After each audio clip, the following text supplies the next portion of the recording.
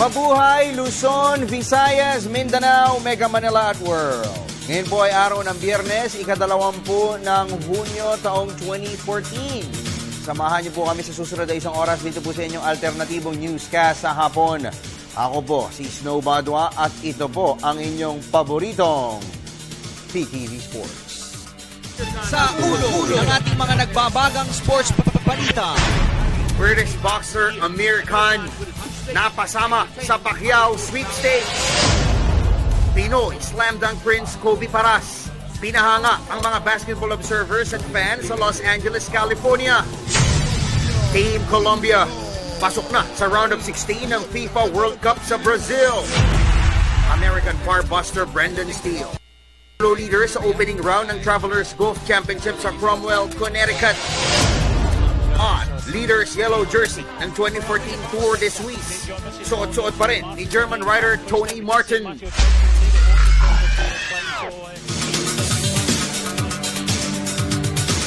Yan po ay mga headlines pa lamang. Detalye ng mga nag-uumusok na sports balita. Narito na. May isa pong bagong pangalan na biglang napasama sa Manny Pacquiao sweepstakes.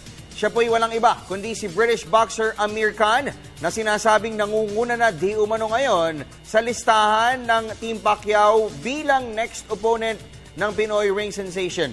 Narito ang report ni Miss Keisha Halili.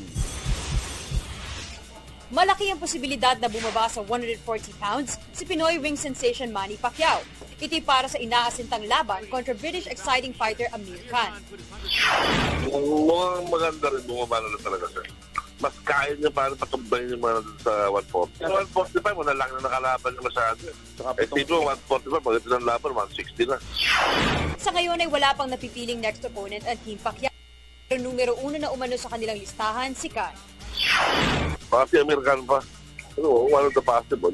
Hindi pa naman sigurado yun. Pero yun ang mga possible kung bababasa sa 140. Handa rin umano ang Team Pacquiao na sagupain sa 140-pound weight class si longtime Mexican rival Juan Manuel Marquez na nagpalasap sa kanila ng humiliating 6th-round knockout loss noong 2012.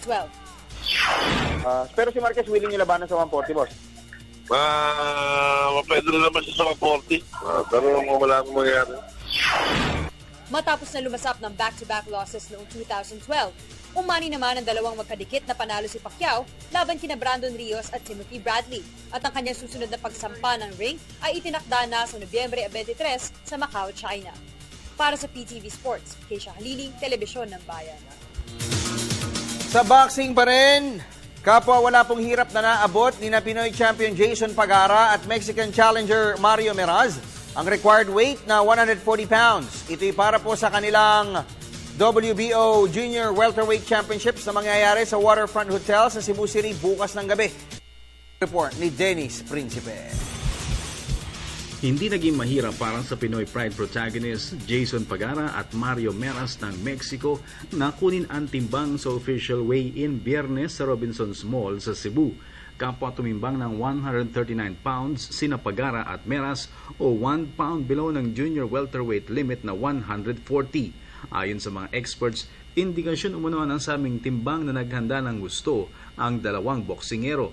Nagpahayag naman si Pagara ng kasabikan na umakyat ng ring dahil sa mga bagong sistema na kanilang ginamit sa training. Okay naman sir kasi hindi naman ako hindi ako naggrabe ng diet, reduce ko. Maintain lang po yun, yung reduce ko. Para sa akin, yung katawan ko parang gaan, gano'n. Tapos, gana ng lumaban sa ring. Itataya ni Pagara ang kanyang WBO International 140-pound crown, ngunit pinaka-importante umano ang pagkakataon na mag-training sa Amerika sakaling manalo siya kay Meraz. Gaganapin ang 12-round title fight sa Pagara at Meraz sa Waterfront Hotel sa Cebu. Supporting main event ang nakababatang kapatid ni Pagara na si Albert. Haharapin ng batang Pagara si Mexican Hugo Partida sa isang 12-round bout para sa IBF Intercontinental Super Bantamweight belt. Para sa telebisyon ng Bayan, Dennis Principe, PTV Sports, dito sa Cebu. Lipat po tayo sa professional basketball na puno po ng aksyon ang opener ng semifinal series ng defending champion San Mig Coffee Mixers at Talk and Text Tropan Texters sa PBA Governors Cup. At nang mapawi na po ang usok ng gyera na na-extend pa ng 5 minuto, ang tropa ni multi-titled coach Tim Cone ang umuwing nakangiti, habang kakamot-kamot naman ang ulo ang mga bataan ni Chief Mentor Norman Black. Nagbabalik si Dennis Principe. Nakauna ang San Mig Coffee sa kanilang Best of 5 semi-final series laban sa Talk and Text sa pagsisimula ng Final 4 ng PBA Governors Cup. Naibuslo ni Alain Maligsi ang isang game-tying 3-pointer habang nagtulong-tulong sina import Marcus Blakely, Mark Pingris at Mark sa extra period upang dalhin ang Mixers sa isang 92-88 overtime victory laban sa Texters Huwebes ng gabi sa Araneta Coliseum. Tig 6 points ang ibinusi na Baroka at Pingris sa overtime na naging sandala ng Mixers upang makuha ang series opener. Nagtapos si Baroka ng may 11 points habang 10 markers at 6 rebounds ang ikinamada ni Pingris. 13 points naman ang contribution ni two-time most valuable player James Yap, ngunit hindi na ito masyado nagamit sa fourth at extra periods. Nasayang naman ang 24 points ni MVP contender Jason Castro para sa Texters habang matamlay ng 17 points ang nagawa ni import Paul Harris. Samantala, bubuksan naman ng Rain or Shine at Alaska ang kanilang semi-series mamayang alas 8 ng gabi sa Big Dome. Sariwa pa sa parehong kupunan ang 51-point win na naitala ng E-Painters noong June 4. Nakagawa man ng 4-game winning streak ang Aces matapos ang one-sided loss. Aminado pa din si rookie coach Alex Compton na malaking hamon ang nakaabang sa kanila sa seryeng ito. I think basketball in the PBA right now. So that's a very big challenge. I mean, they're playing with confidence. They're playing hard. They're playing great defense. They're sharing the ball on offense. They're shooting the lights out. Para sa telebisyon ng Bayan, Dennis Principe, PTV Sports. Samantala, nagpahayag naman po ng disgusto. Ayaw na po si team consultant John Todd Purvis. Ang mga loyal supporters ng San Miguel Beer, ayaw na po sa kanya. Ito'y matapos na mabigo ang koponan ng umuusad sa finals kahit po semifinals ngayong season. Narito ang report ni Miss Arian Malyare. Dahil sa panibagong lackluster performance ng San Miguel Beer ngayong season, pinoprotesta na ng mga fans si team consultant John Todd Purvis. Bagamat active consultant lamang ang kanyang role, hindi naman ningid sa kaalaman ng mga fans na si Purvis ang nagkokrokis ng play para sa Beermen, sa halip na si designated head coach Biboy Ravanes. Pero dahil bigo si Purvis na madala sa finals nang makalipas sa 3 komperensya ang team, nagpahayag na ng disgusto ang kanilang mga loyalers. Siguro kailangan ng papalitan yung coach ng lokal na lang kasi hindi sila pumapasok sa sa finals. Pwede palitan. Mahina domesticality ata yung mga rotation ng tao, hindi maganda. Siguro pwede nang pamalit yung head coach ng San Miguel Beer. Kasi sa players nila, kompleto naman Malakas sila kung i-compare sa ibang team. Malakas ang local, malakas din ang import. Nasa coach ang diferensya. Dapat na talagang palitan yung coach nila at saka regarding doon sa mga play nila, dapat doon umikot yung bola ng mas mabilis. Sa katunayan, maging ang solid fan ng Beermen na si Paul Samson ay naniniwalang hindi si Purvis ang tamang tao na magbabalik ng dating kinang ng team. Tingin mo ba, pre, si Purvis ang makakapagdala sa inyo sa Promised Land? Hindi talaga. Hindi kaya. Masyadong basic yung kanyang tinuturo. Tapos, para ang rotation niya, masyadong babad yung iba hindi nagagamit. Tapos pagdating ng, minsan pa nga, buong fourth quarter, nakalaro yung import sa si Junmar. Di kakapulin talaga sa huli. Being a fan, kunyari ikaw ang nasa office, will you be willing to give him another conference? Purvis? Hindi na. Si Purvis ay dating head coach ng Indonesia Warriors sa ABL bago siya kinuha ng San Miguel Corporation bilang team consultant. Para sa PTV Sports, Arian Malyare, Telebisyon ng Bayan. Kung kayo po'y nalilito kung sino ang team ko at sino ang John Todd Purvis, magkamukha po Tingnan nyo yung may hawak na kape, si Purvis yun. Sa PBA pa rin, patuloy po na naghihintay naman ng susunod na kaganapan sa loob ng Air 21 Express Camp, ang coaching staff at mga players ng team. Ito'y matapos na aminin mismo ni Team Governor Lito Alvarez na malapit nang maibenta ang kanilang PBA franchise. May report si Ms. Ria Arevalo ng Sports Radio 918. Tila nababalot ngayon ng kawalan ng kasiguruhan ang kampo ng Air 21 Express. Ito'y matapos na kumpirmahin ni Team Governor Alvarez ang ulat na malapit na mabenta ang kanilang prangkisa.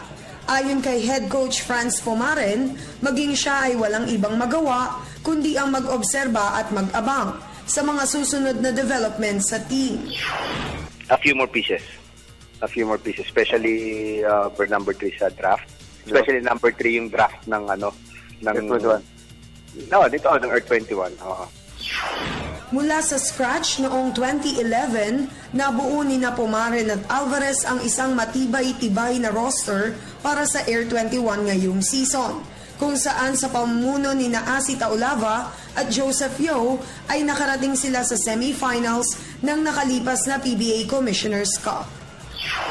Na be under control yan under control yan Parang a corporation, di ba, magte-take over ng corporation. Be under control yan Sa ngayon ay naghihintay na lamang ng tawag mula sa mga opisyales ng NLEX Road Warriors ang management ng Express upang maisara ang deal para sa franchise sale. Para sa PTV Sports, Ria Arevalo, Sports Radio 918. Tatawag po kaya? Ito, pakinggan ninyo. Malamang ito sagot. Tikom pa rin po ang bibig ng NLEX Road Warriors sa ulat na malapit na nilang mabili ang prangkisa ng Air 21 Express. Sa katunayan, hindi rin po nagpahiwatig ang management ng NLEX kung anong existing franchise ang kanilang inaasinta para po sa kanilang napipintong pag-akyat sa Pro League. Aba, may tsansa pa yung isa. Narito po ang report ni Ms. Nicole Ramos. Tumanggi pang magbigay ng tugon si NLEX Road Warriors Team Manager Ronald Dulatre hinggil sa kanilang planong bumili ng prangkisa para sa kanilang napipintong pag-akyat sa PBA. Hindi, wala pa. Nag-uusap pa. Hindi rin kinumpirma ni Dulatre ang pahayag ng Air 21 Express Management na malapit nang mabenta ang kanilang PBA franchise sa Metro Pacific Investments. Sa akin muna, partner, wala muna. Amin.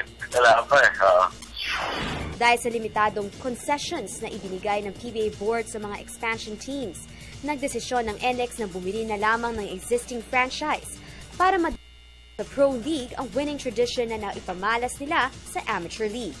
Para sa PTV Sports, Nicole Ramos, Telebisyon ng Bayan. Magandang hapon sa iyo, Boss Ronald Dulatre at kay Boss Rodrigo Franco. Sa basketball pa rin, pinahanga naman po ng anak ni Boss Benji Paras. Nanonood sa atin ngayon. Pangalan po niya ay Pinoy Slam Dunk Prince Kobe Paras. Ang mga basketball observers at fans sa Los Angeles, California. Ito'y kahit pa nabigo po siyang akain sa tagumpayang LA Cathedral team sa laban kontra Long Beach Poly sa DeMar DeRozan Tournament kahapon. Para po sa detalye, nagbabalik si Miss Arian Millares. Latest toast ngayon sa Los Angeles basketball circuit ang pangalang Kobe. Pero siya ay hindi si Los Angeles Lakers superstar Kobe Bryant, kundi ang namesake na si Pinoy Slam Dunk Prince Kobe Paras. Sa losing battle ng LA Cathedral team kontra Long Beach Poly sa DeMar DeRozan Tournament kahapon, pumukol si Paras ng 22 points, kabilang narito ang 3 3-pointers. Bukod pa rito, nadepensahan rin ng husto ni Paras si Poly hotshot Jordan Dallas. Sa panayam ng PTV Sports, hindi napigilan ni PBA legend Benji Paras na humanga sa malaking improvement sa laro ng kanyang anak. Kasi hindi ko nasusubaybayan, pero ngayon nababalita ako. Medyo, hindi naman siyempre, nagugulat din. Kasi kahit paano naman dito naman sa atin, iba naman kasi yung, kumbaga, pare-pareho sila eh. Hindi siya ganyan nagdo-dominate. So, kumbaga, ano to, no? Ano yung expectations mo pa, no? Nalagpasan. So, medyo nilampasan, no? Sa kabila nito, tila hindi pa handa ang nakatatandang Paras na pag-usapan ng NBA dream para sa anak. Medyo mabigat, no? Pero as of now is, for him to play in a college team, whether in the States or here. Naging player din naman ako. It doesn't mean that you're doing well in high school, you can make it all the way. It's not like that. So you need to take it 1 year at a time. Samantala, may kakaibang payo na ibinigay naman para kay Kobe ang kanyang dating teammate at ngayon Ateneo Blue Eagles rookie na si Arvin Para sa kanya, syempre as a former teammate niya, maganda yung video ni Kobe. Masaya niya sa sana yung actually yung success sa Amerika. And sana hindi na kailangan bumalik dito sa Pilipinas. Kung kaya niya doon, sige, sana mas okay. Sina Paras at Tolentino ay dating nagsama sa national team na sumuong sa hamon ng FIBA World Under 18 3-on-3 Championships noong isang taon. Para sa PTV Sports, Arian Malyare, Telebisyon ng Bayan.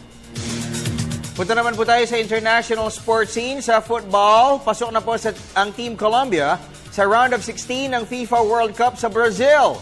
Ito'y matapos na daigin nila ang Ivory Coast 2-1 kanina upang okupahin nila ang solo leadership sa Group C sa kanilang record na 2 wins and 0 loss.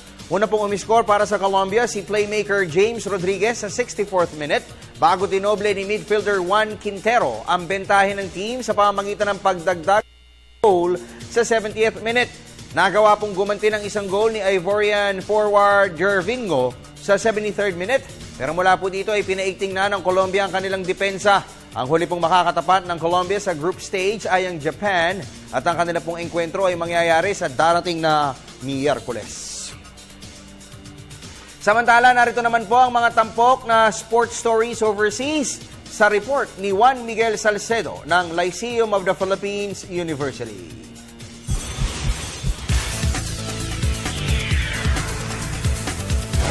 Maantala ang pagpasok sa NBA draft ni Kansas Jayhawks center Joel Embiid. Ito'y dahil sasalang siya sa surgery bukas para i-repair ang stress fracture sa kanyang paa. Ang 7-foot-flat Cameroonian slotman ay kinokonsidera ng Cleveland Cavaliers bilang top overall pick sa rookie draft sa susunod na linggo.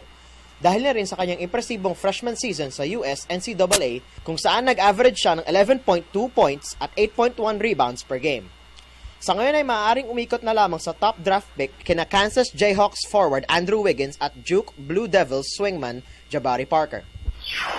Sa golf, ni Brendan Steele ang solo leadership sa unang araw na aksyon sa Travelers Championship sa Cromwell, Connecticut. Kanina ay pumalo ang 31-year-old American ng bogey-free 8-under 62 sa TPC River Highlands upang lumamang siya ng one shot laban kina Ryan Moore at Bud Cauley.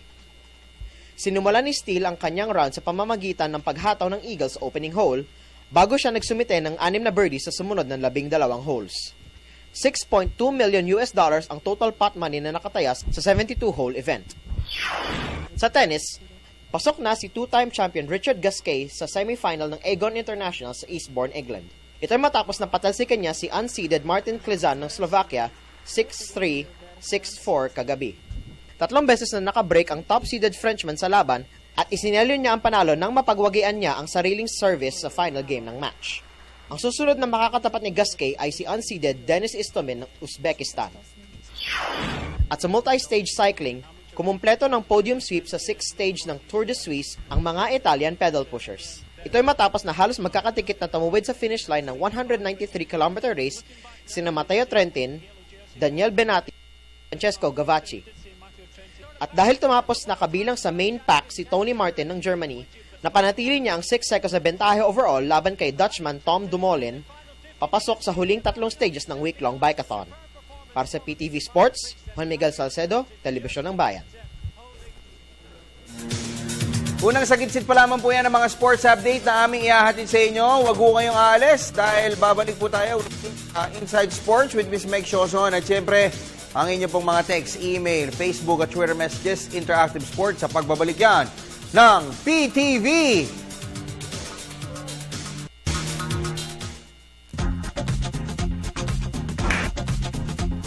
Try ko ha. Ganun yun, nakukuha mo yung basic. Ang susunod na sport na aking susubukan ay isang Japanese martial arts. May idea na ba kayo kung ano ito? Ito'y walang iba kundi ang Kendo. Kaya naman nandito ako ngayon sa Fitness Arena, Quezon City para mag-train sa Kendo. Tara! Kendo o Way of the Sword, isang sining ng palakasan na ipinakilala ng mga Hapones, kung saan importante ang coordination of mind, body and spirit upang maging isang matagumpay na kendoka. Bukod sa pagiging epektibong self-defense, layon rin ng Kendo na hubugin ng dangal at kagandahang loob ng bawat practitioner ng nasabing sport.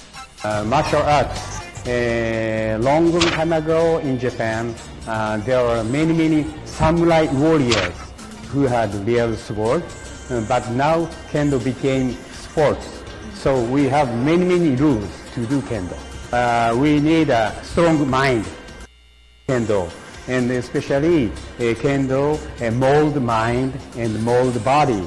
And when we do Kendo, each other respect and always thank you very much, mind need to opponent.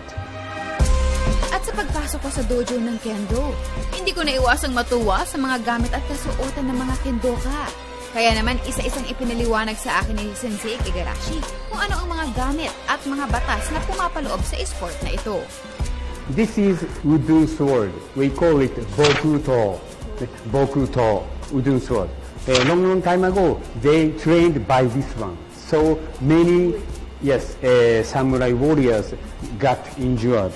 And now Kendo became sports. So we use bamboo sword. We call it shinai, bamboo sword. We call it shinai. This is men, put on men. Then you can hit here, man. And the next, this is kote, kote protector. So all like this. wear. Yeah. And you can hit kote here. At dahil kailangan munang mahasa ng mabuti ang tamang forma at teknik sa Kendo, hindi pwedeng basta-basta na lamang sumugod sa isang competitive combat ang isang bagito. I think we need 1 year train. Training. No combat. Sa unang tingin, mukhang nakaka-intimidate ang sport na ito. Dahil sa training pa lamang, talaga namang humahataw na sa galing ang mga estudyante ni Sensei. Kaya naman inalam ko kay Sensei Igarashi kung may age limit dito. I think no age limit. Yes, Kendo can do small person, tall person, fat person, not fat person, but they can fight each other. Aba-aba, sa pagliliwaliw ko sa dojo, nakabangga ako sa Miss April Enerio na isa sa mga katropa natin sa PTV Network. When I was looking for videos, parang napaka-simple lang. Parang ang dali-dali lang ng sports well compared to taekwondo. Parang as you advance, parang nagiging complicated yung movements. Well, dito parang 4 na movements lang yung dapat mong i-master. So, I thought it was so easy but it's challenging.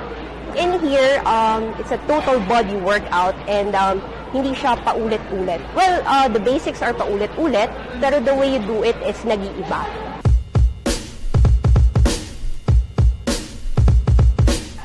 Wow! Lalo naman ako na-excite na matutunan ng sport na ito.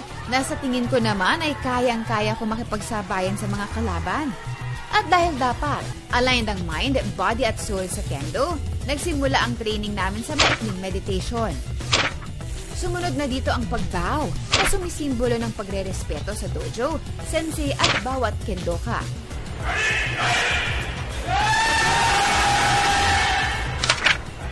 At ang pinaka-importante sa kahit anong training at exercises, ang warm-up.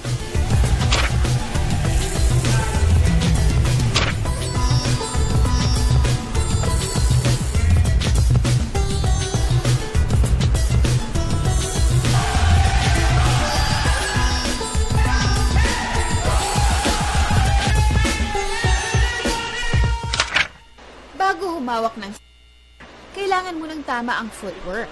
Kaya't heto ang front, back, left at right steps sa Kendo.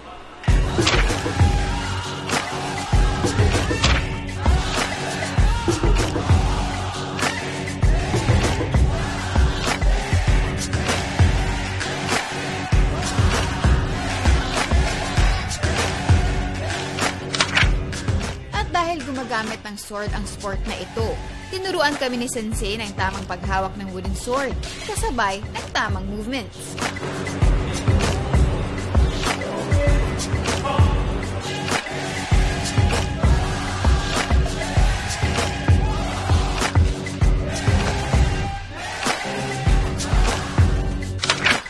Tinuruan naman ako ng basic skills sa combat ni Sir Ricky para maging handa ako sa pagsabak sa training. Start, you have to rate or yung bow. So 45 degrees, but you have to look on your opponent. So hindi siya pwedeng you're looking down. Ito naman ang tamang paghugot ng espada. At syempre, ang tamang tindig. So the next command is command or draw your sword. So draw your sword, going up. Same thing. Line or the tsuru is facing upwards. Kasi, ito. Kasi ito yung representation ng non-cutting edge. So, if you cut the opponent sa kabilang side. Sumunod na itinuro sa akin ni Sir Ricky ang tamang pag-hit o atake sa kalaban, kung saan may 4 na targets na kailangang tamaan. For offense, pwede rin siyang, pag mag-step yung kalaban, step in. Pwede akong mag-hit. Kasi, in Kendo, parang sa etiquette, everything sa center line. Sobrang importante ng center line. When you attack, dapat center pa rin. Hindi siya pwedeng... It has to be always center. Kasi pag, if ever mag-attack ako ng wild na hit do, kunwari. Attack akong wild do yan, pwede ako maunahan agad. Unlike, kunwari, if I go in, tapos makikita ko siya kunwari mag-hit sa torso part, pwede ko siyang ibaba lang ulit. So for basic hitting, we have 4 targets sa Kendo kasi. 4 targets. We have the men or yung forehead portion, ito. The kote or yung forearm, ito. Everything is 1 point. So ang ano yung sa Kendo is unang maka 2 points. So, yan. First target, second target, kote, that's the forearm. Third is yung do, o yung torso. Fourth is medyo pang-advance na, which is the throat. Ipinaliwanag niya sa akin ang kahalagahan ng pagsigaw sa bawat pag-atake ng kalaban, na sumisimbolo pala sa spirit ng isang warrior. Kailangan mo ng kiyay, o yung keys, o yung representation ng spirit. Pinapakita siya through voice. So, nakikita mo naman or naririnig mo ang lalakas ng boses, di ba? For beginners, ang ginagawa nila, upon entering, yun yung sisigaw ka. Basta loud. Ayan. Sinisigaw mo na sila, man. Kasi, you have to shout the target din eh. If you're gonna hit men, kailangan sisigaw mo ng men. Men, as in men, mahaba. Kasi ang ano niya is, yung purpose na kasi, on scoring, dapat alam ng mga shimpan or ng mga judges sa tournament na you're hitting yung correct target. Hindi sa pwedeng samba na ang sinasabi mo men, pero ito yung tinamaan mo. So parang ang magiging labas nun is parang, samba lang yung score. So dapat, if you're gonna hit men, kailangan isigaw mo talaga na you have to hit men. This is it, Pansit. It's my time to shine. Isinama ako ni Sensei Igarashi sa mga kukuha ng Kendo exam. Kaya naman kahit kabado ako, hindi ako nagpahalata. Kaya't go pa rin ang lola mo.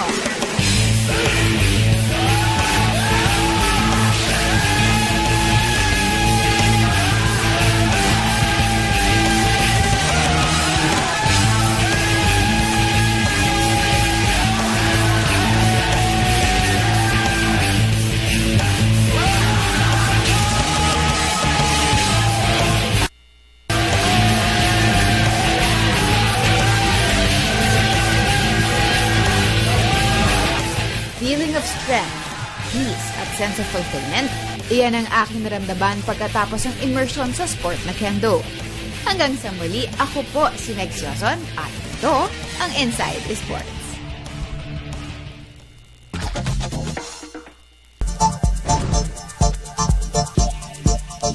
At nagbabalik ang pinakamalawak na sports newscast sa bansa ang PTV Sports. I'm Nicole Ramos and welcome to iSports. So ngayon ako muna mag-isa kasi nawawala pa si Kuya Snow. Emergency daw, sandali. Okay, so anyway, para dun sa mga gusto sumali ngayong happen sa kwentuhan kasama ko, you can follow us at facebook.com for sports or follow us at twitter.com/ptv4sports or emails at ptvsports@mail.ptv.ph. At para sa mga gusto magpadala ng text, simply type in radio space, SR space, name space message and send them to 2311 for Globe and Touch Mobile and 350 for Smart Talk and Text and Sun subscribers. Ayan, so send in your messages. Okay, so I want to greet some people who are here right now. Si Arjane of Kuwait and LV and Annie of Agusan. Hello sa inyo. Thank you for being here today. All right. So let's wait for your messages to arrive in a few minutes. Okay. So wait. I'll just open. Snow. Yeah, 17. Ayun na, si Kuya Snow. Nandito na. Yeah. And by the way, I want to thank Mr. Amis Tumung for my amazing playground shirt that I'm wearing right now. If you want one, you can order from him. And look, you can have your name on it too. It's like Snow's Spurs shirt that he wore the other day. That's really cool. Diba? Okay. Read some messages from Facebook. But first, let's welcome my idol, Snow Badwa. Ayan. Okay, Nicole. Kamusta ka na? Okay ka na? Okay naman. Okay naman. Instead of yanking around the whole show, you should have checked the text messages. Now you're just opening. I did. It's there, no? Go, read. Okay, let's start with the text. This is from Randy ng Makati. Sabi niya, dapat magbalasa na ng player ang Ginebra. Next season, makuha sana ulit nila si Maliksi at si PJ Simon. Pamigay na si Ellis, Ababu, Urbistondo at Forrester. Yun ang comment ni Randy ng Makati. Ayan. Okay. Oo. Okay, let's read another one. From texter Franco de la Cruz, sino NBA player ang pinaka-maraming nakamit na award na MVP season at final MVP? Yun ang question niya. Okay, so medyo mabigat yan pero maraming mga ano yan eh, no? Maraming mga NBA, mga players yung...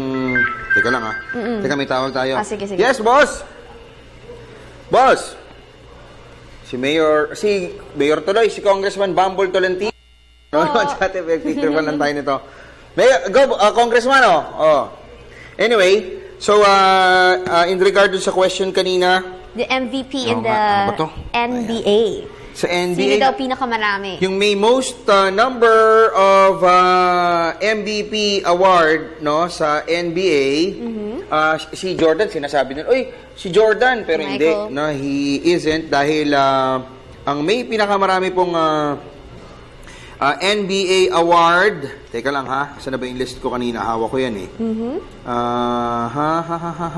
Sige, balikan natin. Buksan mo muna yung ibang mga tanong dyan. Sige, let's read from Facebook naman. To si Mark Rodolfo Tansindingin. Sabi niya, di ba po ayaw na ni Asi Taulapa maglaro sa MVP group? Kaya nga, siya ang pa-trade sa Air 21 galing Meralco. Magpapatrade ba siya kung sakaling maging NLEX sila at nasa alanganin ba yung coaching staff ng Air 21 ngayon? Halos mga taga-Lasal lahat, di ba? Sinusuportahan ng MVP group ay Ateneo at San Beda. Unang-una po kasi dyan, hindi pa naman tayo sigurado talaga kung talaga Air 21 yan. Yung bibilin, hindi pa. Sabi lang na nabenta na yung Air 21. Pero, nung tinanong natin si Boss dito Alvarez, sabi ko, gano'n kayo kasigurado? Sure na tayo. So, ano ang huli ninyo na pagkasunduan? Hinihintay ko lang yung tawag nila para mag-uusap na kami tungkol sa ano. So, ibig sabihin nun, may hinihintay pa rin po siyang tawag. Okay? So, shall we read some more? Okay, let's read this one. Sabi niya, pakibati naman po si Justin Mar Miguelino ng Tagaytay. Salamat po. Ayan, hello sa inyo. And let's read another text from Ken Lee Woods. What's up, sweetie Nicole? I just want to ask if will Kobe going to play this NBA season? Thanks. You're so cute. Oh, thank you. Yes, maglalaro po si Kobe, of course. He's trying Exciting, to recover. No? Pero anyway, going back to sa NBA question kanina, Michael Jordan has 5 lang, no? Ang daming tumutulong sa atin, na MVP awards, no? 5 lang yan. Tapos si Boss Wilbert, Lowa, tinulungan niya tayo, Bill Russell. Pero may pinakamarami pong MVP honor, season MVP sa NBA ay si Kareem Abdul-Jabbar with 6 No, so he won it in 1971, 72, 74, 76, 77, 8. Wow, Okay, si Bill Russell po at si Michael Jordan, tag-5 lang po sila. Okay? So for active players, ang may pinakamadami po ay sina Tim Duncan, Steve Nash. Okay? Tim Duncan, Uy, Steve si Nash. Boss Egay Saragosa, nanonood sa atin. Great Hello sports po. show. Warm regards to the PTV sports team. Okay. Thank you. Si Boss Wilbert Lawa, ayan. Mahina raw ako. Ano ba Bill Russell. Okay, anyway. Si Boss, si Congressman Bumble Tolentino, ng Tagaytay po nanonood sa atin. Akala ko di ka sasagot. Karera kami Tuesday for National Pool. Yes, boss, naibalita namin ito kahapon. 23 and under. Wala nang may edad. Wala na yung may edad na. Disband na raw yung mga national team. Okay, so gusto niya mga bata na. Ito yung binalita natin kahapon. So ang sabi nga po ni Congressman Bumble Tolentino, is gusto niyang linisin yung national pool para makausbong yung mga mas bata. Mas bata. So, focus on the youth. So yung youth power na siya. Tapos kasi, kumbaga, mas madaling turuan yung mga bata. Tapos yung mga may edad na, ang dami ng pinatunayan, ang dami ng chance, no? Pero yung talagang i-uplift yung level ng cycling, medyo kulang pa rin. So, ng mga bagong talento ngayon. Paano to, Congressman, yung isang rider na pumwesto nung nakaraang Letour? No, parang gusto niya yata na tanungin kung bakit pinangakuan na may pwesto, pero ngayon biglang dinisban natin. No? Anyway, si Congressman Bumble Tolentino, kaibigan po natin, presidente po yan ng Phil Cycling. Si Boss Jusel Dusi, nanonood din po sa atin, kaya po ang ganda ng Thank you for our makeup. mga mukha namin. Naka-makeup po kami. Ever Bilena. Okay, Boss Wilbert, mamaya may laro pala tayo, no, Boss? 7 o'clock. Ayun. Okay, si Kuya Fred ng Kapas Tarlac, no? Cycling fan din po ito. Pa-update naman po detalye ng cycling tryout sa Tagaytay City. So, under 23 lang ito, sabi ni Congressman Bumble. So, 23 and under lang daw, wala nang may edad. Napapasalihin dun po sa ating torneo. So, sina Iris Valenzuela, hindi na, kasi 24 na yon. Over na siya, So, mga bata na ho ngayon ang kanilang papasalihin. Okay, basa pa ho tayo ng mga messages ninyo. Okay, lipat tayo sa Facebook. Basahin natin to from Joseph Cielo. Sabi niya, sino ang first ever na na-draft sa NBA at PBA? Okay. Sa PBA po, ang unang-una si that was in 1985. Wow, no? 1985. Lagi niyo akong tinatanong about the NBA, no? Sa totoo lang po, ako nanonood din ako ng NBA, pero kasi yung mga, sabi nila, ba't di ka sumusulat about sa NBA? Ba't naman ako susulat? Di naman ako katulad ni Pio Garcia, yung hater ko sa Twitter. Nasulat sa NBA, akala mo ang galing, he's 1,000 miles away, no, dun sa mga nangyayari sa NBA, di ba? So, yung credibility issue, yun ang isang question doon. Pero anyway, yung sa NBA, yun pong first ever na pick, no? For the NBA. Oo nga. Teka muna ha, binubuksan ko. Anyway, ito may nagpapabati lang. Yung Manalo family at De La Cruz family sa Las Piñas, lalo na kay Utol Architect, Chriselle and Manalo, congratulations from Brian Von Manalo. Okay, tinext ako ni former Commissioner David Stern.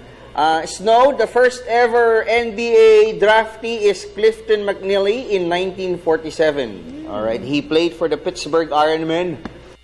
Was from the University of Texas El Paso. Uy, same team ni same team ito ni Joe Davans, no? Talaga? University of Texas El Paso. So 1947 po nagsimula yung drafting. Salamat kay sa isang viewer natin, kay Exclusive Almighty, fan ng Alaska. The answer. Thank you. Thank you. Okay, next. All right, let's read some more from Nestor Bautista naman. Sir Snow, gandang Nicole, totoo po bang bibilhin ng Happy ang Alaska? Maybe it's bate. Pakibati po ang asawa kong si May at si Blessy. Thanks. Hello po sa inyo. All right, so let's go back to our text messages. Okay, let's read this one from Nash. Idol Snow, clue naman kung sinong team ang may gusto kay Chris Lutz. Who's the team? Which team is interested in Chris Lutz? Lahat naman ng mga teams gusto siya, no? Pero yung kung itatrade siya ng San Miguel, it still remains to be seen. Pero sabi nga po ng ating mga kuliglig, malamang itrade po si Chris Lutz for a first round pick and another player. Okay, so abangan ho natin yan. Kasi kung pag-aaralan nyo mabuti, yung San Miguel, puno na ho sila sa mga field foreign players. Tapos yung mga players na darating ho ngayon, like Chris Manchero, probably Stanley Pringle, mga foreign players po yan. Okay, next. Alright, let's read this one from Daryl Manubag. This is from Facebook. Sabi ni, "Hi Nicole, Sir Snow. Ask ko lang po kung sure na ba papadraft si Pringle. Pabati po ang Manubag family." Hindi pa daw po sure no? Basahin niyo po yung spin.ph, no? May story po sila about kay Stanley Pringle. Para hindi ko na rin ma-preempt, para hindi na rin ako maging spoiler sa inyo pong interest to read the story. Okay, so hanapin niyo na lang po. Better check it out on spin.ph. Okay, next question. Next question from Gerald Hagosojos. Sabi niya, "Ask ko lang po kung nag-best, what's this, point guard? In Asia na. Hindi pa po. Si Jason Castro po yung last time natin sa FIBA Asia. Okay, next question tayo. Sa Twitter naman tayo humugot. Humugot ng mga tanong. So, yung mga tweets po ninyo sa @snowbadwa, tapos itag nyo na rin po yung PTV4 Sports para doon natin kukunin yung inyo pong mga questions.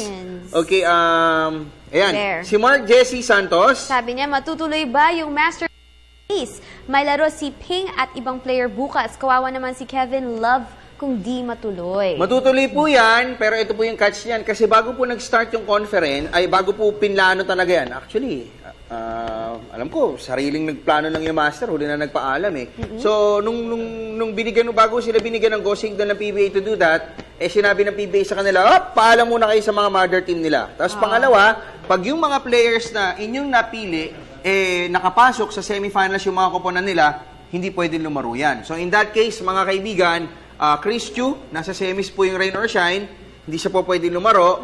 So, si Mark Pingree, si Mark Baroka, hindi rin siya po pwedeng lumaro. So, ang mangyayari po niyan, si Pingree, yung leader ng Team Mark, tapos si Chris Chu, yung leader ng Team Chris, magko-coach na lang. No? So, hindi sila pwedeng lumaro. So, bukas yan No, primer yan nung ating finals between Talk and Text at saka San Mig Coffee Mixers bukas sa Smart Araneta Coliseum. Next. Let's read another tweet from Jamal English. Sabi niya, "Any player movement on BGSM, Barangay Ginebra?" Meron ba daw player movement? Pero if there will be movements, malamang dahil it will start with the dispersal draft because kailangan nila mag-release ng 2 players doon sa pool. Kailangan ma-maintain lang nila na 12 lang yung kanilang poprotektahan players. Okay, next. Alright, another tweet, James Mangapi. Sabi niya, "Wag sana Idol, sana Fajardo, Santos, Dillinger, Lassiter at Paul Lee na lang." Isa pang comment yun.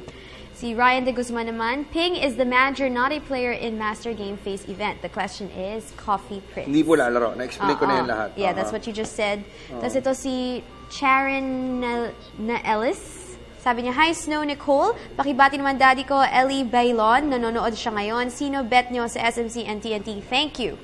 Alright, hello po sa inyo. Maganda laban po yan. Close yan. They're very strong teams. They're doing very well. Just like what happened last night. It was a close down-the-wire finish. Next. Alright, so let's go back to our text messages. This is from Nash. Sabi niya, "Idol Snow, sino ba sa tingin mo ang MVP sa PBA?" Mahirap po sabihin yan. But of course, ngayon, umaabante na naman unang lamang yung Castro at saka po yung Raneda de Ocampo. Because they're in the semifinals. Yung po mga karibal niya, Junmar Fajardo and Asita Olaban, nabigo pong umusad dun sa next round, hanggang quarterfinals lang. Pero we don't know, kasi dadaan po yun sa boto ng media and of course ng players and PBA people. Okay? So, malalaman ho natin yung yan, yung talagang pinaka-complexion yan once na in-release na po nung PBA office yun pong mga talagang final candidates, yung 5 or kung ilan man yun, dun sa MVP race. Next. Alright, let's read from Facebook, from Margin Gentiliso. Sabi niya, "Poging Snow at gandang Nicole, first time ko po mag-post dito. Pabati naman po, Gentiliso family. Ganda po ng show niyo." Thank salamat you. Po mga Gentiliso family. And thank you for your first post. Ayan. Okay. Ito naman si Alan Gibbs. Sabi niya, "Kailan PBA draft? Papa-draft ba si Manny? Please answer." May police Wala pa. He still has until August 13 for the final decision to decide. Okay. Si Boss Giseldo C, yung may-ari po ng Everbilena Cosmetics, nanonood sa atin ngayon. Maganda talaga shirt ni Nicole. Oh, thank you. What's your shirt? Maganda rin. It's from... Yung kanya, Amazing Playground lang. Yung akin po, Nike. Yes, ikaw na. Basta tayo message. Alright, ito si Cyrus Mark Kamitan. Sabi niya, "Sir Snow, ask ko lang po kung hindi pa rin matatrade si Arwin. Tamad na kasi maglaro Pabati naman po, Kamitan family."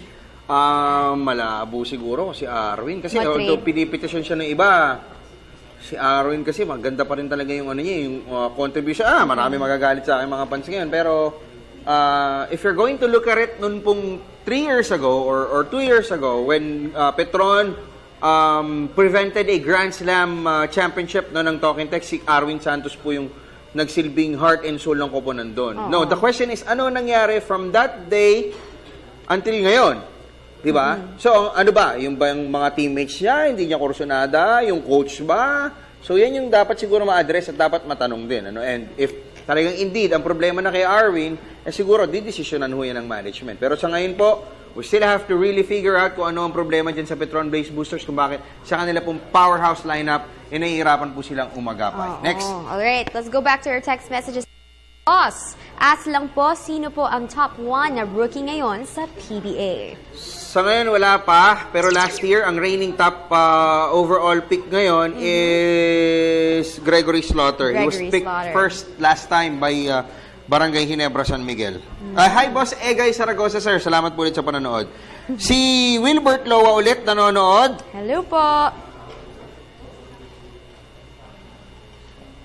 Okay. Hindi ko maintindihan yung text mo, Boss Wilbert, no? Okay.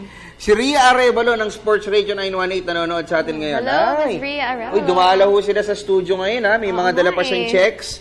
Mga balikbayan cousins niya, sina Jean, Lala, and Regine. Hi. Balikbayan po, galing Ormoc. Welcome to PTV Sports po. Next. Alright, ito si Nash. Idol Snow, sa Barako Bull ito-trade si Lots kapalit draft pick. Is that true? Hulaan nyo lang yan. Or it's a guess? Hulaan nyo lang. That's probably a hunch. Okay. Alright, let's read from our tweets. Ito si Pan Cham. Sabi niya, Sir, may chance po ba na si Alas ay mapunta sa Aces? Sila ng daddy niya. Good luck. Gatas Republic mamaya. Ayan. Si Kevin Alas. Kung madadraft ho ng Alaska, si Kevin Alas, o kung aabutin pa ho ng Alaska ang draft, yan ho yung mga scenario dyan, no? But do you think he'd like to be in the same team with his dad? Pero kung sila daw ang tatanungin, ayaw nila, no? They want to carve yung kanilang mga career on their own. Separately, Si Ronnie Machas nanonood sa atin ngayon, pati yung buong pamilya niya, si Jeda. Tsaka yung inaanak ko, si Prince Raina. Ayan. Hindi ako nakapunta nung nakaraang isang araw po, na hospital kasi ako nun No, kaya wala ako, absent ako nung isang araw. Okay? Next. Ito sa Facebook, si EJ Timog, sabi niya, babalik ba sa Cavs si LeBron James? Yan yung mga options niya. Kasi may options siya to opt out or stay sa Miami Heat ngayon pong season na ito, after yung season na natapos. So, hindi ko natin alam. Si Nicanor Ramos, salamat din sa iyo, partner, sa panonood. Tsaka si Manang LC, yung masahista ko po dyan sa Cabanatuan City nanonood. Thank you po, Manang LC, for watching. Okay, next. Ito, basahin natin from OC Log. Sabi niya, good afternoon, gandang Nico. Pabati kami dito sa Binagon and Rizal. Miss you, Sir Snow. Salamat. I miss you too. Okay, tapos ito pa, si Sugos Marges. Sabi niya, after ng end ng season ng PBA, what's next? After the end of the season, of course, trading period yan for most of the teams. Kasi titignan pa ho nila kung sino yung mga papasok sa draft Tapos pangalawa ho doon, magpiprepare na ho yung mga expansion teams doon po sa dispersal draft. Mangyayari po yan July 18. So yung pong expansion teams natin, dalawa na lang po yan Blackwater Sports at saka po yung Kia Motors. So pag ita-draft po nila sa dispersal, yun pong mga tigda-2 players sa bibitawan po ng 10 teams. Yung hindi po nila po protektahan. Uy, marami mo yan. Sa Rain or Shine lamang di ba? Sa Anmig Coffee Mixers, punong-puno po ng talent yung mga team na yun. Kailangan nilang magkalag ng 2 player doon sa kanilang roster na ida-draft naman po ng 2 koponan. Next. Yes, alright. From Charlie Sagunsin, sabi niya, good afternoon, Sir Snow. Sa tingin niyo po ba malaki ang chance ng San Mig Coffee na mag-Grand Slam ngayong season? Pabati na din po, pinaka-pogi kong kapatid na si Charlon Sagunsin at kong si Luz Viminda. Thanks po. With how San Mig is playing right now, malaki ho ang chance talaga nila mag-Grand Slam. Dahil imagine ninyo, second, third unit, pumupukpuk, tinatambakan, pinahihirapan nila yung mga kalaban nila. And the mere fact na kaya ho nilang i-dominate yung Talking Text Tropan Texters na isa ho sa top teams dun po sa remaining 3 teams na nagbibigay ng threat dun po sa San Mig Coffee Mixers, mukhang hindi man natin sabihin walk in the park, mukhang on track. Yun pong mission. Ito pong si Coach Tim Cone to win another Grand Slam title, another Grand Slam championship. But of course, assuming na ma-hurdle nito pong San Mig yung talk and text, may threat po yan from either Alaska Aces or Rain or Shine Elasto Painters. Both teams are also playing well recently. Okay, si Benjo Flores, kaibigan nun natin ito mula sa Global Port Batang Pier, nanonood din sa atin ngayon. Napakapoging Kuya Benjo Flores. Okay, teka, nawala yung text mo. Napindot ko. Ayan, pinapabati niya yung wife niya, si Julie, si Audrey at Kurt. Nanonood sila ngayon. So, Ma'am Julie, Audrey, Kurt, ayan, salamat pa sa inyong panonood at suporta sa PTV Sports from Boss Benjo Flores. Okay, si Jane, Victor of Kuwait, LV and Annie are also watching us there from Kuwait. Oy, andi dito din, no, ha? So, ang dami ko natin mga balikbayan dito sa show, no? Kasi, si Willie naman kasi, ikaw naman kasi, tinigil mo na yung program mo, eh. Si Willie Rebid naman, yan dati dinadalaw ng mga balikbayan, eh. Okay, next. Alright, let's read this text. Bigyan ng jacket yan, jacket. Bigyan daw ng jacket. Yung tagli 5 pisong jacket, ha? Ito from MK, sabi niya, kailan po FIBA Asia Cup complete ba lineup ng Gilas doon?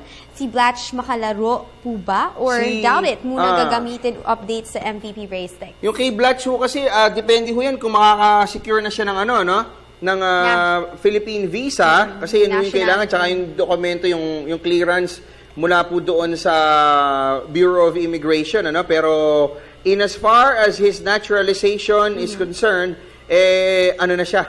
Approved na yung kanya pong pinirmahan na, nilagdaan na ng Pangulong Benigno Simeon Aquino III, yung kanya pong naturalization. Okay, and it was already announced, if I'm not mistaken, it was already publicized, yung kanya pong pagiging approved na bagong Pinoy, pinakabagong Pilipino po. Tapos yung FIBA World Cup, mangyayari po yan on August 31 hanggang September 14, if I'm not mistaken. Tapos, meron pa tayong FIBA Asia Cup on July 11 naman yan. Yan yung magiging tune-up natin, FIBA Asia Cup. And then, we fly to Miami for the training, yung Gilas Pilipinas. Tapos, diretso po sila sa Spain para po sa mga tune-up matches doon laban sa ilan pang mga national teams competing in the World Cup. Next! Alright, so another text from Jed. Sabi niya, Idol Snow, true ba yung RR Garcia to Ginebra? Wala pa sa ngayon. Wala pa. Okay, let's go to our tweets. Sabi ni Pancham, last na po na tanong, ngayong araw, kailan po umpisa ng UAAP basketball? Salamat po, ganda po. Sobra Nicole. Thank you. Number 9, yes. Tama ba ako? Kung di ako nagkakamali, July 9 ang start month of July. Oo, ng UAAP basketball. Oo, pero try natin kontakin si Coach Bo Perasol. Ano ko na yun, nabanggit ko na last time. Kaya lang, mahina po ako sa math. Kaya hindi ko na maalala kung kailan. Memory gap lang. Yung eksakto. Okay. Next tweet natin is coming, Twitter ho tayo. Ito, kinakontak ko na si Coach Bo Perasol para siya tumulong sa atin. Meron pa tayong 3 minuto. Sabi ni James Mangapis. Wag sana Idol, sana Fajardo, Santos, Dillinger, Lassiter at Paul Lee na lang. Ayan ang sabi niya. Okay. Okay. Let's read from our Facebook messages. Ito si Reniel Spark Encanto, sabi niya, good PM, TNT Rain or Shine sa finals, lista mo na yan. Hehehe. Lalangawin ang arena. Nalulugi talaga ang PBA pag walang Ginebra sa playoffs. Sana next season is Ginebra season, daming naghihintay sa fans. Okay. And then si Charlie sa Ginsin, ang sabi niya, Miss Nicole, arbor na lang yung t-shirt mo. Thanks po. Pag in-arbor mo po yan, may Mr. name Charlie, ko hindi pwede. Pakita mo nga yung t-shirt. It's my name. It says it has to be mine. Diba? So, ang dami nilang t-shirt sa Amazing Playground. Okay, next. Alright. Question natin. Ayun, 12. July 12, ayan, tentative start na siya. Salamat, Vince, ha? Thank you, Vince Leonard. Okay, so siguro magpasalamat na po tayo ng mga sponsors natin. Alright. Naka-ready na po sa kabilang studio, sa Studio 45. Okay, let's thank PTV, Just sell the 45 seed. studios. Oo nga 1, 2, 3, 4, 5. Again, thank you, Mr. Giselle Desi, for our makeup from Ever Belena and Bobson Jeans. Thank you, Mr. Amis Tumong, for our amazing playground shirts and jackets. I love it so much. Thank you. Thank you, Mr. Mike from Street Couture. Thank you, Mr. Jay Lucer, for our hookup watches. Thank you, Mom, Dad, Lola, and my sister. I love you guys so much. Okay, ako salamat po sa Barako Bola Energy ko na Mr. George Chua, Michael Johnson Chua, Paul Chua, Mr. J. Lianos D, Boss Rafi Asyaw. Salamat po sa inyo sa Barako Bola Energy. Salamat din po sa Access 360, Mr. Willie Ortiz, Philip Golo, Willa Rosa, Jacob Panlapas at Arvin Roa. And also thank you kay Mr. Giselle De Guzman ng Globe Telecom at Boss Giselle Ducy. Nanonood po sa atin ngayon at syempre ang kanya pong napakaganda may bayan na si Ma'am Kiteshi, kapatid na si Siliman C, si Mike Lim, at syempre Johnson Martinez, Patrick Aquino, Wilbert Loa, ayan, at Boss Rudy Yu, at kasama po ito nga si... Nalilito ako po lalo eh. Ganun kayo ng ganun. Nakikita ko kayo. Okay, at saka si... ayun, yun. Nakalimutan ko na. Sige, stretch tayo. Kwentuhan pa tayo ulit. Nakalimutan ko na yung mga sponsor ko tuloy. Napapasalamatan. Okay? So, ano pa ba? Shutdown na natin. Oo nga eh. If you want to order products from Amazing Playground, you can follow them on Facebook and Instagram. You can order your own personalized shirts or jackets.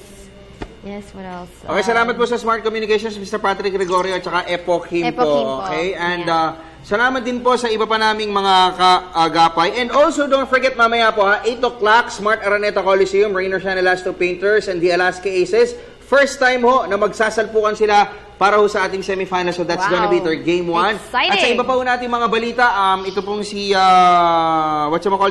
si Bobby Ray Parks, most probably hindi na po siya sumali sa draft na magaganap this coming August 24 at the Robinsons Place in Ermita. So, ang reason po, according to his agent, Mr. Charlie D, is focus na ito pong si Bobby Ray Parks doon sa kanyang preparation, training, no, sa paghasa po ng kanyang skills dyan po sa Estados Unidos. And in fact, kanina pong umaga, no, dito sa Pilipinas, oras dito, kagabi, doon po sa LA, sumalang po siya sa Los Angeles Lakers training. No? Naging part po siya doon kung saan talagang sinika po niya na magpakita ng intense game, intense performance, na muntik pa nga po siyang nabasagan, nabungi ng ipin. So, tinanong namin kung sa pamagitan ng napakagandang si Miss Keisha Alili, mamimiss namin niya ni Ford.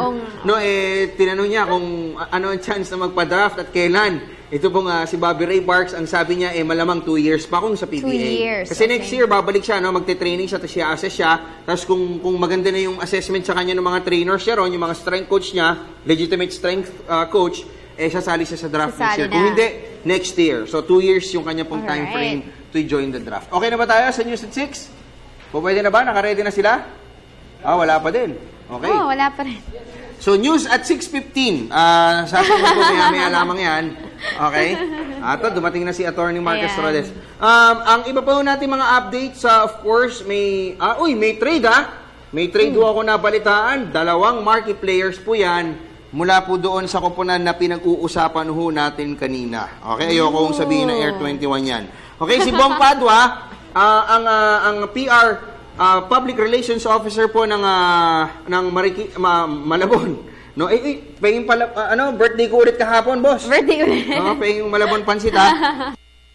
Si Clint at Cleon pinapabati niya. Okay, Luke, Lance, Clint at saka si Cleon. Ayan, kababayan niya. To all of you. Okay. Si Congressman Robbie Puno, nanonood din po sa atin ngayon. Kita niyo naman, kahit mga politiko nanonood sa atin kasi inaabangan na nila yung News at 6 No? Si Blatch will join the team sa Miami na si Marcus siguro for FIBA Asia Cup. O nga, Congressman, salamat po. Si Congressman Robbie Puno, palakpakan. O yung mga studio audience natin galing sa Kuwait at saka sa New Zealand, etc. Palakpakan natin si Congressman Robbie Puno dahil si Congressman Robbie Puno po ang naging proponent. Siya po ang nagsimula nung pagkilos para i-naturalize si Andre Blatch ng Brooklyn Nets. So, isa po ulit, palakpakan natin si Congressman Robbie Puno. Okay. So, Congressman, pwede ka nang tumakbo dyan. Yung mga gym dyan, palitan mo na ng letter P. Puro Y eh. Okay. Anyway, next. Ay, wala na ba? Naka-off na eh. Naka-off ka na, no? Naka-off ka na. Tapos, yung kay Kobe Paras, okay na tayo. May news at 6:01 na. Next news at 6:03. Okay. 6:03. Ako po ang inyong lingkod, Snow Badwa. Nicole Ramos. Mga salamat sa inyong pagtutok. Live po, News at 6 with Cathy San Gabriel, Attorney Marcus Torres at Ralph Obina. Madidinig niyo po yan, kaalinsabay ng broadcast sa Radyo ng Bayan 738. Samantala, ang Speed TV Sports, live din po ito sa Sports Radio 918. Pero sabi nga natin sa taga-DCSR, kalas na tayo. Happy weekend everyone. Happy weekend. Stay safe. Bye-bye. Ito po ang tampok na balita sa News at 6.